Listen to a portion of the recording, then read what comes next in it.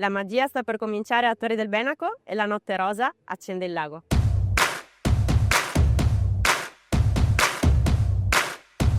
Sabato 26 luglio, Torri del Benaco si è tinta di rosa per una serata che ha animato ogni angolo del paese fino alle 2 di notte.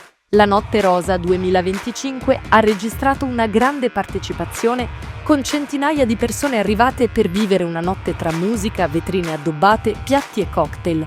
La musica c'è, l'energia è partita e adesso entriamo nel vivo di questa serata unica.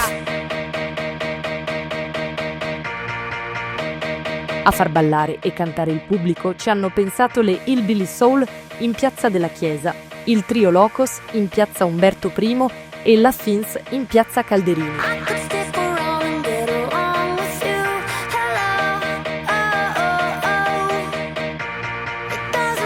Le vie sono pienissime. Fin dalle prime ore della sera il centro storico si è riempito di cittadini e turisti.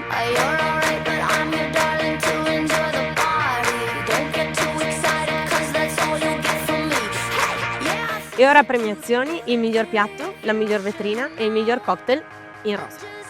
Il premio per la miglior vetrina è stato vinto da Naturilli, quello per il miglior piatto è andato all'Osteria del 4. Per quanto riguarda il miglior cocktail della serata, lasciamo la parola a Claudio Perinelli, uno dei più famosi barman italiani.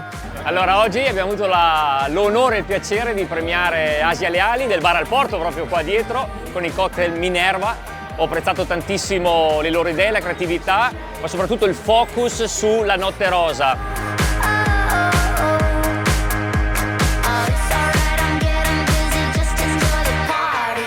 E adesso si balla fino alle 2 di notte.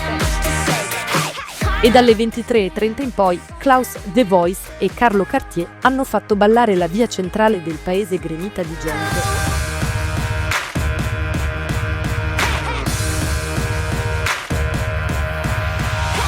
Si chiude una notte indimenticabile, ma il battito di Torri continua. Alla prossima Notte Rosa.